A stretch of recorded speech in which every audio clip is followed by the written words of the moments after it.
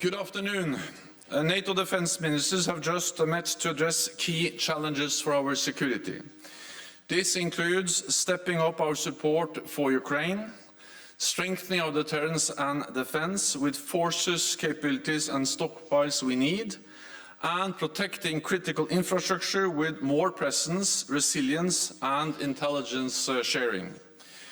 We addressed Russia's brutal war of aggression against Ukraine. President Putin has responded to his failures on the battlefield with attempted annexations, partial mobilisation, reckless nuclear rhetoric, and indiscriminate attacks on civilians and critical infrastructure. Together, this represents the most serious escalation since the invasion in February. We welcome yesterday's vote in the United Nations General Assembly, condemning Russia's attempted annexations and calling for the reversal of these illegal decisions. This is a clear and strong message that Russia is isolated and the world stands with Ukraine in defense of the rules-based international order. NATO is not party to the conflict, but we will continue to support Ukraine for as long as it takes. Last night, Ukraine's Defence Minister Oleksiy Reznikov joined us and gave an update on the situation on the battlefield. Ukraine is making good progress, pushing back the invading Russian forces in the east and in the south. NATO allies are supplying advanced systems, including artillery, air defense, and armored vehicles. And I welcome today's announcement by Spain that they will provide 4 Hawk launchers to strengthen Ukraine's air defenses. This comes on top of what other allies have delivered over the last few days. I thank all allies for their significant contributions, and I urge them to continue to step up. We are also providing fuel, winter clothing and medical supplies as part of NATO's comprehensive assistance package. Under this package, NATO will shortly deliver counter-drone equipment to Ukraine, with hundreds of drone jammers, which can help render ineffective Russian and Iranian-made drones, and to protect Ukrainian people and critical infrastructure. Over the longer term, we will also help Ukraine to transition from Soviet era to modern NATO equipment. This morning, allies had a regular meeting of the Nuclear Planning Group. It is important we continue to consult and coordinate on nuclear issues. President Putin's nuclear rhetoric is dangerous and irresponsible. We take these threats seriously, and we remain vigilant. We will not be intimidated. Any use of nuclear weapons would fundamentally change the nature of the conflict and have severe consequences. Russia knows that the nuclear war cannot be won and must never be fought. Allies were updated on NATO's long-planned deterrence exercise Steadfast Noon, which starts next week. This is routine annual training to ensure NATO's nuclear capabilities remain safe, secure and effective. NATO's nuclear deterrence preserves peace, prevents coercion and deters aggression. Ministers also reviewed our progress on strengthening NATO's deterrence and defence. We are increasing the number of our high readiness forces. We now have more troops in the eastern part of the alliance, including 8 NATO battle groups from the Baltic Sea to the Black Sea, which can be scaled up quickly to brigade size. Today, we took decisions to increase our stockpiles of munitions and equipment, to speed up the delivery of capabilities, and to use the NATO defence planning process to provide industry with the long-term demand they need to boost production. NATO agencies can also support allies to facilitate procurement and organized warehousing for equipment. We also addressed what more we will do to protect our critical infrastructure following the sabotage of the Nord Stream pipelines. We have increased our vigilance in the Baltic and North Seas and doubled our naval presence there. Allies are increasing security around key installations, and we are stepping up our intelligence sharing and surveillance across all domains, from space to undersea capabilities. We also agreed to enhance the resilience of our critical undersea and energy infrastructure, including when it comes to cybersecurity. Senior resilience experts from all allies will meet at NATO for the first time this year and address this in detail. In our final session today, allies focused on NATO's missions and operations, from the Western Balkans to Iraq. We were joined by the EU High Representative Borrell. In a more unpredictable world, it is important to strengthen and deepen NATO-EU cooperation. And I look forward to signing a new joint declaration with the EU presidents in the near future. In Bosnia and Herzegovina, NATO continues to support the EU-led Operation Althea. And in Kosovo, NATO's KFOR mission maintains a safe and secure environment in line with its UN mandate. In recent months, we have seen tensions flare up on multiple occasions. All parties must behave responsibly, show restraint and avoid violence.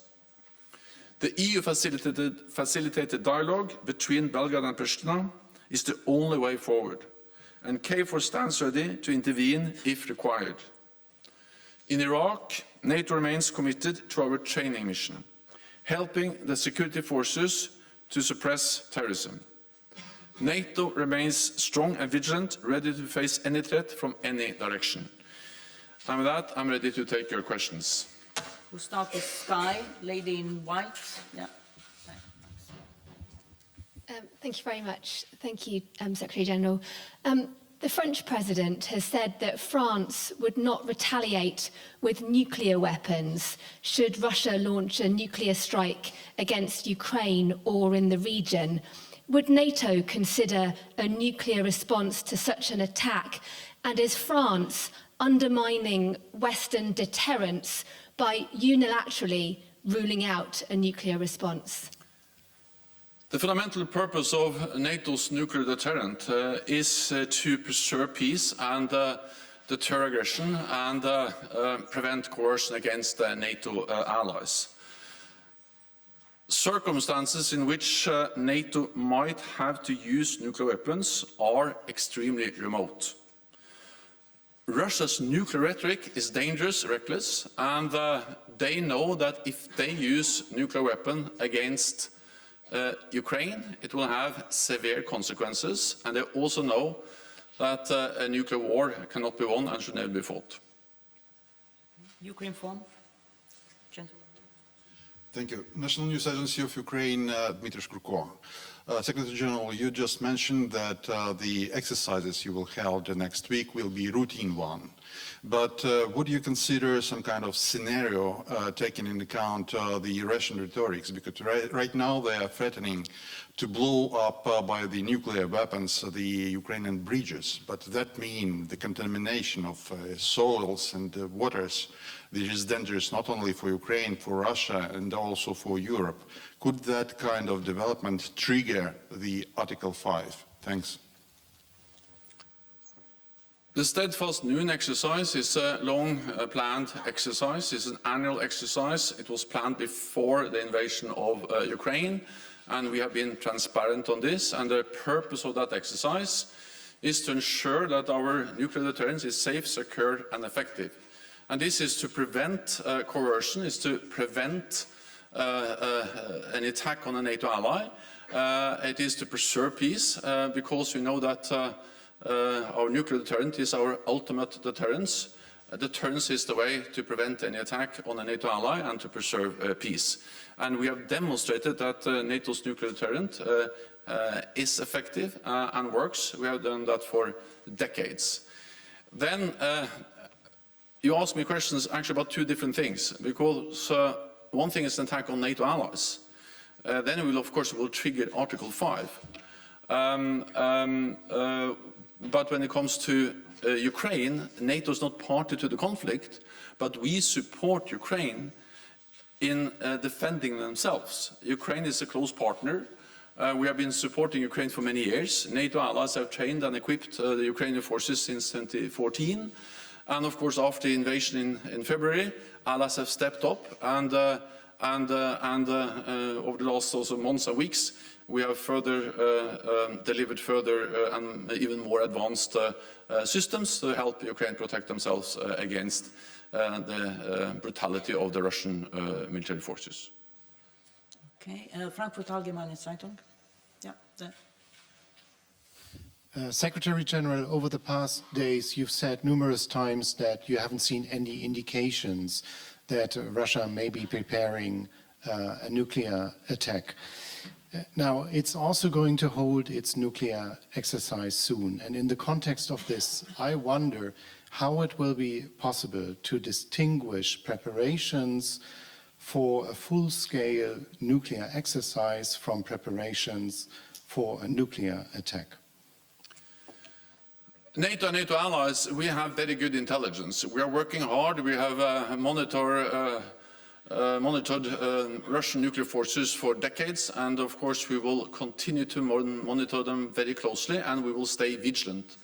Also when they now start a new exercise. What I can say is that this exercise, the Russian exercise, is an annual exercise. It's an exercise where they test and exercise their nuclear forces. We will monitor that, as we always do, and of course we will remain vigilant, not least in light of the veiled nuclear threats and the dangerous nuclear rhetoric we have seen from the Russian side. Again, the purpose of NATO is to prevent war, is to prevent any use of nuclear weapons, and therefore we are also communicating this so clearly also to Russia. Okay. Reuters. Sabine Siebold with Reuters, thank you. Secretary General, a NATO official yesterday said in case of a Russian nuclear attack on Ukraine, NATO or NATO allies were almost certain to respond physically. Could you explain that to us? What would that mean? Would that mean respond with force? It will have severe consequences if Russia uses nuclear weapon, any kind of nuclear weapon against Ukraine. This is something Russia knows, something NATO and NATO allies have communicated in different ways to Russia. And we will not go into exactly how we will respond, but of course this will fundamentally change the nature of the conflict. It will mean that a very important line has been crossed. Even any use of a smaller nuclear weapon will be a very serious thing, fundamentally changing the nature of the war in Ukraine, and of course that will have consequences, and Russia knows there will be consequences. Armin Form from Ukraine, here in the middle. Thank you. Paul McClary with Politico. Russia has attacked civilian targets in Ukraine from the start of the war, but it's really ramped up this week. Do you think these attacks are deliberate, and do they constitute war crimes? We have seen throughout the whole war attacks on civilians. We have seen horrific attacks on civilian infrastructure, on hospitals, on residential areas, and we have seen a high number of civilian casualties. And of course, any deliberate attack on civilians constitutes a war crime. That's also the reason why it is so important to now support the ongoing investigations. NATO allies are providing support to Ukraine so they can collect facts, make available all the documentation which is necessary, and then this is important to ensure that those who are responsible are held accountable for war crimes committed in Ukraine. Wall Street Journal. Dan Michaels, Wall Street Journal. winter is going to make war fighting hard for both sides. Does Ukraine have enough support and the particular equipment it needs from NATO members and from the contact group to continue pushing its recent offensives throughout the winter? Thank you. The main message from the meetings in Brussels today and yesterday in the NATO Defence Ministerial meeting and the US-led contact group was to mobilize more support for Ukraine, not least in light of the fact that the winter is coming. So there has been a lot of focus on winter clothing, on equipment to enable them to also operate throughout the winter, generators, tents, and other things which are extremely important to enable the Ukrainian forces to operate also throughout the winter. Then I think I will leave it to the Ukrainian commanders to comment exactly on how they will operate, but our task is to enable them to also be able to conduct meaningful operations throughout the winter and continue to supply them with everything from fuel, winter clothing, tents, to advanced weapon systems, air defense, armored vehicles, and advanced artillery. Okay, we'll now go to Army from Ukraine. Gentleman with glasses. Yes, good afternoon, Igor Brylyan, Army Inform. What will NATO do to help to protect Ukraine's civilian infrastructure and the military to outlast the war? Well, NATO will step up what NATO and NATO allies and partners have now done for several months. We have already delivered unprecedented support to Ukraine, and this has helped the Ukrainians to make the gains they have made over the last weeks in the war against the invading Russian forces. Of course, the victories we have seen in Kharkiv and in Kherson, they belong to the brave Ukrainian soldiers. But the support that NATO and NATO allies and partners have provided has enabled them to make these gains. And we will continue and deliver even more ammunition, weapons, and also, of course, air defense systems, partly to protect their forces, the critical infrastructure, but also to protect civilians. I trust that the Ukrainian commanders know how to best utilize the different air defense systems we are delivering. But you have to understand that just over the last few days, we have had announcements and deliveries from countries like the United States. Germany just announced actually delivered a very advanced air defense system. Spain announced a new delivery of Hawk air defense launchers today. And France has announced more air defense to Ukraine, so as also the Netherlands and many other countries. So just over the last few days, we have seen that when we mobilize, when we call on NATO allies to do more, they're actually doing more. And that's making a huge difference. And that was also the main topic we discussed with Defense Minister Resnikov. And of course, he calls on us to do more.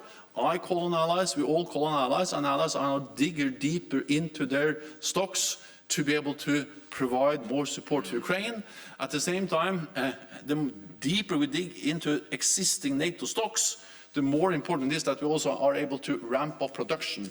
So that has been the other main issue of the meetings today, is how to ensure that our industry are producing more, partly by utilizing existing production capacity more shifts, more weekend, and more just to utilize existing investments more, but then there is also obvious need to invest more to expand the production capacity, so we are prepared for long haul, both to be able to replenish our own stocks for our own deterrence and defense, but also to enable us to continue to support Ukraine. ATV Kosovo, lady in black there. Thank you, Flaga Vitako from Kosovo. Please, can you give us more details on what you discussed on Western Balkans, especially with regards to cooperation with European Union? First of all, the Western Balkans is a region in Europe where the European Union and NATO are working very closely together. Of course, we work together in Bosnia Herzegovina, where NATO supports the EU-led Operation Althea. We all work hard for an extension of the UN mandate for that operation. and the NATO headquarters in Sarajevo is working closely with the EU personnel and the EU offices and also operational FEA in Bosnia and Herzegovina. NATO, of course, has a long history in the Western Balkans. We helped to end 2 brutal wars, first one in Bosnia and Herzegovina, then in Kosovo. We have our presence, the KFOR mission in Kosovo. Allies are committed to continue to contribute forces. There were made some new announcements from some countries to step up support for our KFOR mission. We have seen increased tensions in Kosovo, not least related to this license plate issue. And again, we see how NATO troops, the KFOR troops, support the efforts of the EU diplomats to make progress on the EU-facilitated Pristina-Belgrade dialogue. So, and then of course we have many members in the Western Balkan region, and NATO has actually recently we have 2 new members from the region, Montenegro and North Macedonia, demonstrating that NATO's door is open and that we are further strengthening our relationship with that region. Fena, Bosnia. Monica Čugala-Savić, Federal News Agency from Bosnia and Herzegovina. There is no internal political consensus in Bosnia and Herzegovina to joining the NATO alliance. That's a big challenge. How do you see that issue, and how close are we to joining the NATO? Thank you. Bosnia and Herzegovina is one of the countries that which are on the path towards NATO membership, and of course we will continue to support the efforts of Bosnia and Herzegovina to move closer towards NATO. And we work and we support those efforts. Then at the end of the day, of course, it has to be Bosnia and Herzegovina that decides whether it wants to join NATO or not. That's for the aspirant country, Bosnia and Herzegovina, and for the 30 allies to decide, soon to be actually 32 with Finland and Sweden, no one else. But of course it has to be something that is wanted by Bosnia and Herzegovina.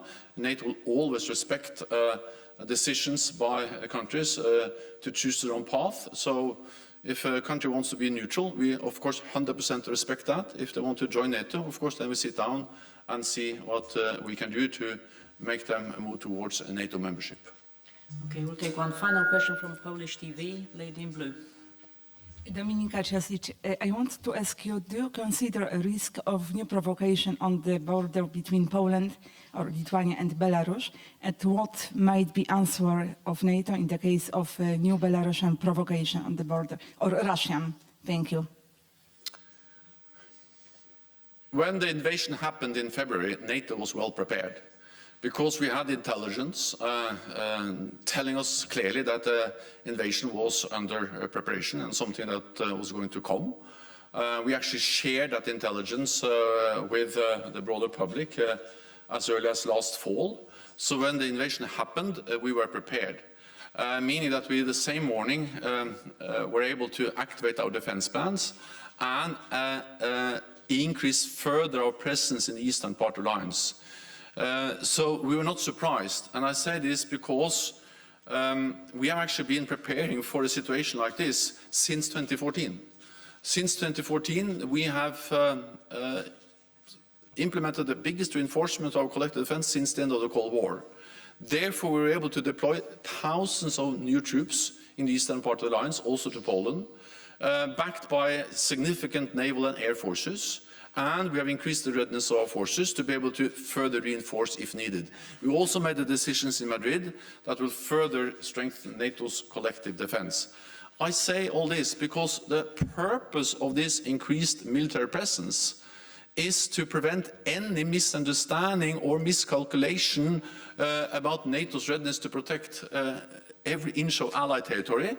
And the reason why we repeat and repeat again and again this message is that as long as there is no miscalculation in any capital of any potential adversary, then they will not attack us, because we are the strongest alliance in history. Of course, there's always a risk for hybrid attacks, for cyber attacks, but the armed attack on a NATO allied country, we have been able to protect against that for more than 70 years, because we have been united and because we have been able to every day send a clear message of deterrence, that we are one for all for one, that our collective defense goals is real. Thank you very much. This concludes this press conference. Thank you.